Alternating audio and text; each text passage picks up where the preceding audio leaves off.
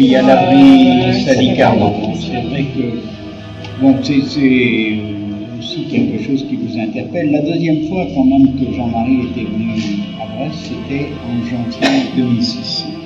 Et là, c'est une des dernières fois où a été exposée une réorientation possible de la politique nucléaire de la France. Parce que le nucléaire représente un danger en lui-même, tout l'arsenal, les centrales nucléaires que constituent ces navires qui se promènent, qui sont parfois coulés au fond des océans. Ce sont des centrales nucléaires, plus l'arsenal nucléaire.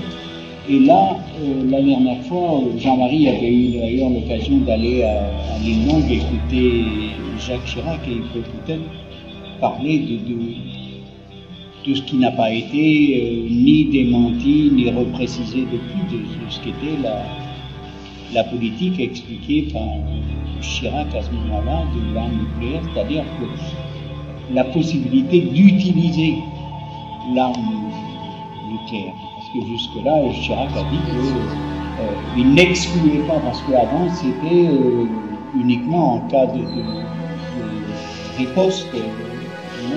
Alors on reste toujours dans un cadre de riposte, sauf si les intérêts vitaux sont attaqués préventivement, et on peut. Et il y a toujours la possibilité d'une attaque préventive.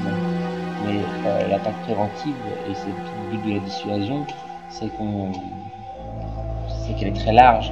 Et elle peut être autant conventionnelle que nucléaire. L'une des forces, entre guillemets, de la force de frappe nucléaire française, c'est de posséder deux composantes, la composante aérienne et la composante sous-marine. Et l'une des possibilités justement qu'offre la composante aérienne, c'est de montrer que l'on peut passer à l'attaque, à la différence de la force sous-marine. Le sous-marin est sous l'eau, il suffit d'appuyer sur le bouton, le missile part et envoie ses ogives.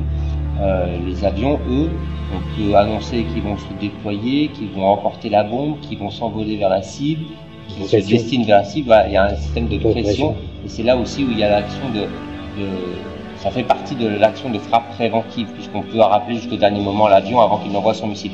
Quand il l'envoyait, c'est fini. Voilà. Mais c'est vrai qu'aujourd'hui, et en 2006, Chirac avait aussi quand même précisé, c'est important, c'est qu'on ne fait l'objet d'aucune menace de la part d'aucun ennemi. Donc, c'est là aussi toute l'idée du recentrage et l'idée aujourd'hui que ce sera peut-être temps qu'on passe vers un désarmement nucléaire, c'est qu'à l'origine, l'armement nucléaire a été conçu pour s'attaquer à un État, à une puissance physique, qui soit délimitée par des frontières, et pas à une organisation, un groupuscule terroriste, ou pour contrer quoi que ce soit d'autre. Voilà, l'arme nucléaire est vraiment régie pour utiliser contre un État. Mais il y a eu toute une déviance avec la politique de Bush, dont Chirac s'est un peu inspiré, a débordé un petit peu. C'est vrai qu'on est revenu un peu sur l'idée peut-être qu'on pouvait miniaturiser la bombe ou utiliser la bombe sur le champ de bataille. Et c'est des choses qui restent toujours un petit peu dans l'air du temps, je dirais, qui ne sont jamais officialisées, mais qui sont toujours, qui planent toujours un petit peu. Et qui font l'objet de recherches. Et qui font l'objet de recherches au niveau français. Voilà, bien sûr. Oui, au niveau français, aujourd'hui, on dispose d'un programme de simulation des essais nucléaires, puisqu'on a démantelé nos sites sur les sites de Murat et Tonga où on ne peut plus réaliser d'essais nucléaires. Je connais un petit peu plus, beaucoup plus que moi. Mais ce qu'il faut bien comprendre, c'est qu'une puissance nucléaire ne signe jamais un traité de contrôle des armements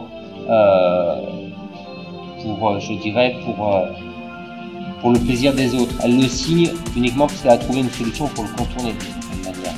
Alors, on a signé le traité d'interdiction des essais nucléaires parce qu'on savait qu'on n'allait plus avoir besoin d'essais nucléaires en grandeur nature, mais parce qu'on s'était constitué un programme de simulation des essais nucléaires avec des systèmes informatiques et des systèmes de laser. Donc on va pouvoir reproduire la même chose sans risque. Il y a des systèmes de calcul informatique importants, des systèmes de laser.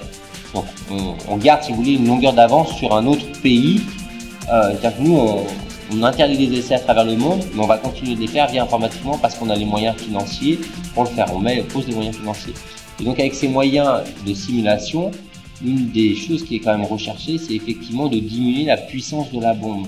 Parce qu'aujourd'hui, par le passé, le but était la destruction mutuelle, c'est-à-dire qu'on construisait des bombes qui avaient des capacités de destruction très importantes. Mais aujourd'hui, on s'aperçoit que ces capacités de destruction sont trop importantes par rapport à l'usage qu'on pourrait en avoir. L'ennemi principal du passé, c'était l'Union soviétique, donc il fallait bombarder massivement, entre guillemets, avec ses armes pour pouvoir annihiler ce pays. Aujourd'hui, l'ennemi possible ou futur peut être l'Iran, par exemple, ou même peut-être, pourquoi pas, la Chine. En Chine, vous pouvez bien envoyer votre national, de toute façon, le pays est tellement vaste et la population tellement importante que ça n'aurait pas forcément une grosse importance. Donc il vaut mieux centrer sa force de frappe d'une manière plus faible mais plus importante sur un point précis des forces de commandement, des capitales, tout en même, et parallèlement dans le discours, on vous dit justement toujours les forces militaires ou les forces politiques. Mais on efface aujourd'hui quand même toujours le côté de la population, sachant que la population serait quand même touchée. Voilà. Il est chirurgical en fait. Voilà. Et donc pour revenir à l'abri Sadi Carnot, c'est vrai que si dans les années 60 il y a eu un peu une mode, surtout aux États-Unis, en Grande-Bretagne ou en Union soviétique sur les abris atomiques, en France, cette dissuasion civile a été très peu importante et il n'y a seulement que quelques abris qui sont recensés comme atomiques à travers la France et quelques-uns qui sont recensés ont principalement qui ont le caractère de protéger les forces militaires et politiques. Il était significatif pour cet abri qu'ils avaient donc au moment de la guerre froide fait un abri pour l'état-major de la marine, mais que dans le même temps, eh bien, rien n'était prévu pour protéger en cas de bombardement atomique la population civile. Et c'est toujours le cas parce que cette arme, elle est dirigée essentiellement, bon, la plupart des bombardements le sont sur les populations. De toute façon, ils ne font pas le tri. Puis c'est des bombes qui tuent aujourd'hui, c'est quand même et qui tuent à distance, hein, parce que on tue des gens qui existent aujourd'hui, mais y compris ça peut atteindre des gens qui ne sont pas encore nés. Simplement les menaces qu'a proférées notre ministre des Affaires étrangères vis-à-vis de l'Iran l'an dernier, c'est aussi à titre préventif quel effet ça peut avoir sur la politique internationale. C'est une façon de mettre un peu la pression aussi, de toute façon, c'est une façon de montrer que la France n'est pas forcément uniquement, a une sorte de politique un peu indépendante des États-Unis quand les États-Unis mettent un peu le haut là en termes de pression diplomatique et la France vient relancer fortement.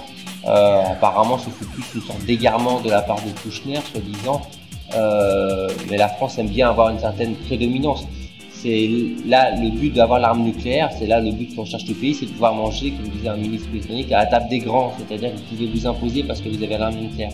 La France peut s'imposer et peut s'autoriser le droit de faire des réflexions un peu fortes à l'Iran parce qu'elle a l'arme nucléaire. D'autant plus que, militairement parlant, l'Iran ne menace pas du tout. Enfin, ces missiles aujourd'hui ne nous toucheraient pas s'ils devaient venir toucher l'Europe, mais pas nous en tout cas. Voilà. Donc on peut vraiment s'autoriser à leur faire des remontrances.